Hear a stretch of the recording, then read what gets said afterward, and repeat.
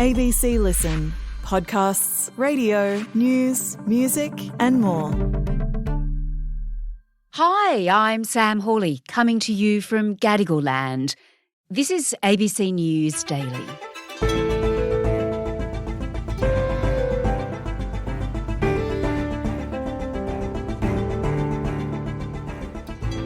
He took over the Flying Kangaroo back in 2008.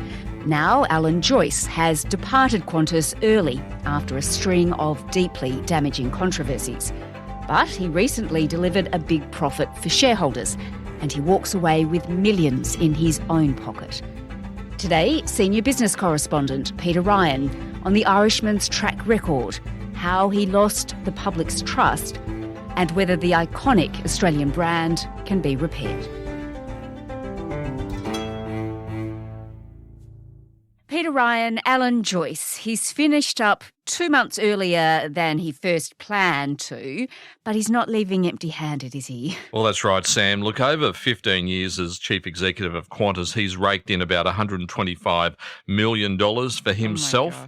And, that is also free of bonuses that he's been receiving. He received a $10 million bonus in the form of 1.7 million shares that was announced late last Friday. And there are also other potential bonuses waiting for him. But that's going to be one of the big questions for the Qantas board as to whether or not they award these additional bonuses to Alan Joyce.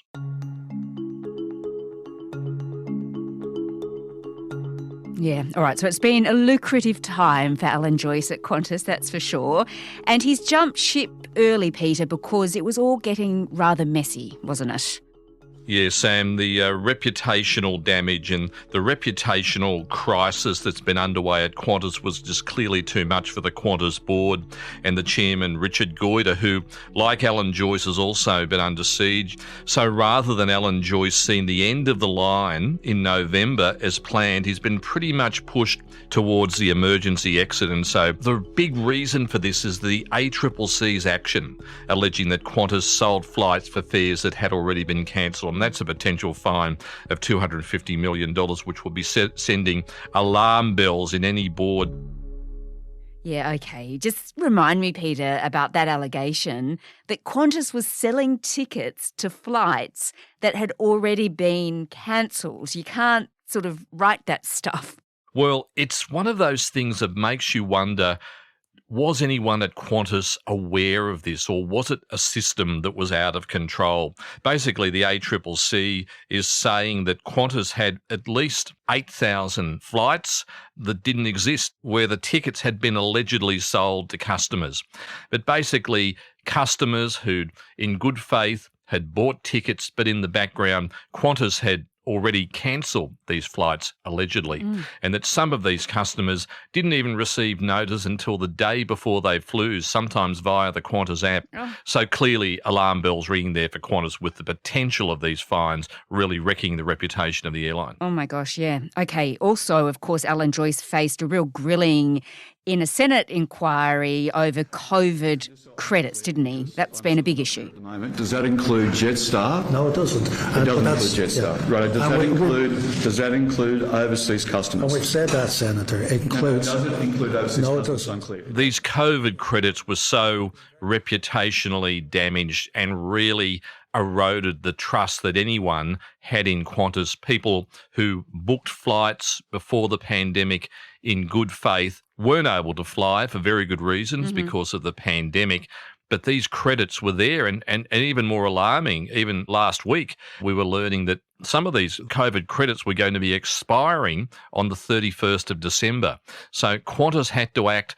They removed the deadline on the expiry of those credits to let people know that they could use those credits further down the track or even cash them in. We know the credit system was not as smooth as it should have been. People lost faith in the process.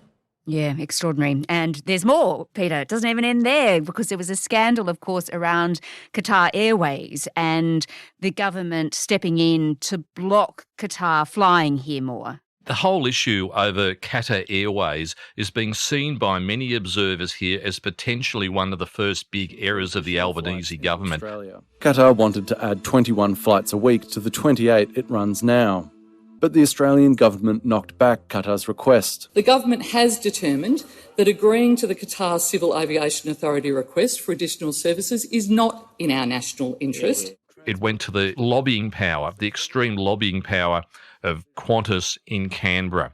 And, you know, one of the things that actually did come up at the committee was the Chairman's Lounge. I haven't been into the Chairman's Lounge, obviously, Peter, but I have read that the champagne, the canapes, they flow freely. Senators, I might remind all senators at the table that if they do have questions around a Chairman's Club membership, it is probably appropriate for them to declare. The influence of that Chairman's Lounge and actually some of those MPs who were quizzing Alan Joyce had to declare their membership. I would declare my membership of the lounge. Thank you very much to Qantas on bestowing that upon senators when they are elected to Parliament. Alan Joyce had denied that the Chairman's Lounge had any influence whatsoever over government policy, but clearly it does, and one has to ask the big question about the eligibility of MPs, particularly those in a sitting government, and whether or not that represents a major conflict of interest when it comes to formulating very important policy. Let's have a look now at Alan Joyce's time as CEO. He's been there for 15 years, Peter. That's such a long time, isn't it, for a CEO? Yeah, and Alan Joyce, I put in the category as being one of those street-fighting CEOs. He's one of the toughest chief executives, one of the toughest people you would ever meet.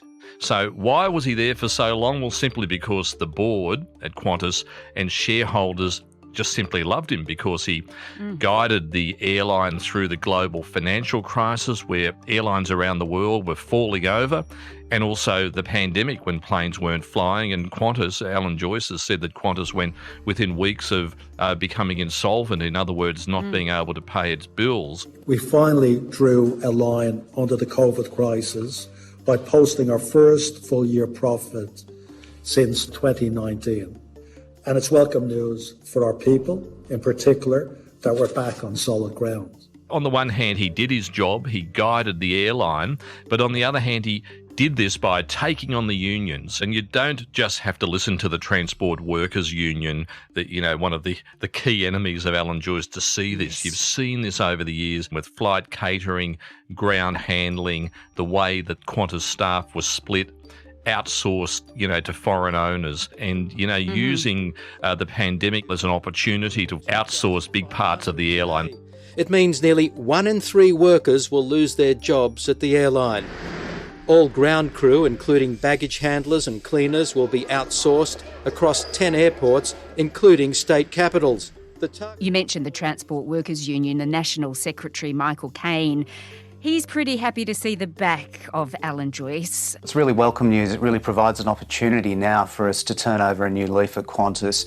The Australian people have caught up with the type of Qantas that Alan Joyce was running. You know, that's not the only controversy, is it, during the 15 years that Alan Joyce has been there? Good evening, everybody. Thanks for being here. We're just handing out some press releases. I mean, it's hard to forget that moment when he actually grounded the whole airline in 2011.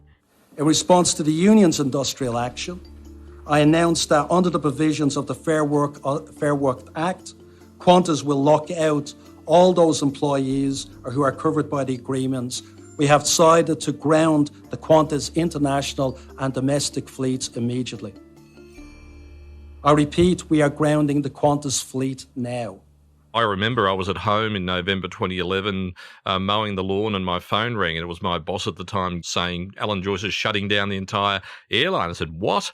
It was globally and domestically, and this was the peak of the fight with the trade unions, in particular the TWU, but also air pilots and flight attendants. And these were high stakes. Shutting down an entire airline is one thing, but also risking the anger of all those travellers around the country to make the point that you weren't going to put up the white flag against unions. And of course, this cost Qantas a lot of money, estimated in, around about $200 million at the time. And the relationship with the unions was burned, and the war's been going on, well, for more than a decade since then. Yeah, my gosh. Okay, so Peter, let's now have a look at what Alan Joyce is actually leaving behind. He's passing over to his successor, Vanessa Hudson. She's going to face just a few challenges, I would have thought. She's been, training beside Alan Joyce since April when he announced his retirement. And also, she's been Chief Financial Officer at Qantas. So she's been there with Alan Joyce when these tough decisions were being made. She knows what the big challenges are. She knows the biggest one at the moment is damage control and rebuilding trust, but also dealing with some of the other issues that Alan Joyce has left, such as the renewal of the fleet, which is a massive capital expenditure program. She has to raise the money. She has to make the hard decisions to do that. But no doubt Alan Joyce has given her a pretty strong handover note. It might be interesting after today. He may well have updated that handover note to include a few other things about what happens when you're a chief executive and you lose the trust of the public. So, Peter, what's your verdict? What sort of Qantas has Alan Joyce left behind, and does he deserve that big bonus on the way out? Well, on the one hand, if you look at Qantas, a couple of weeks ago, they posted a full year after-tax profit of $1.7 billion, and that was the first profit they'd turned since 2019. So that's seen as a big turnaround of an airline, and Alan Joyce's ability to do that would be the envy of other airlines around the world. But on the other hand, the erosion of trust and reputation in Qantas is something that takes years to build up, but can be lost in a very short period of time. This is definitely not the way that Alan Joyce wanted to go, because he made the point that he wanted to be there all the way through, right to the end, and his farewell parties have been well planned, but they're going to be slightly a bit more sombre, and Qantas isn't going to be wanting to be splashing any excess or throwing rose petals as Alan Joyce finally heads for the exit.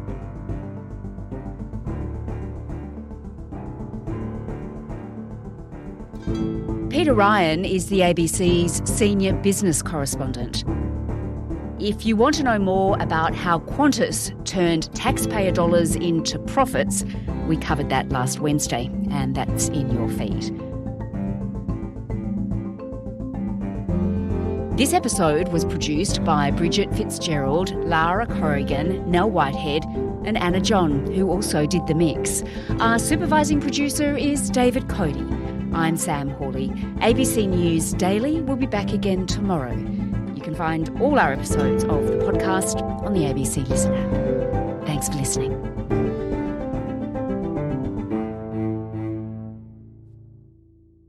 Subscribe to listen to more free podcasts or download the ABC Listen app and stream ad-free.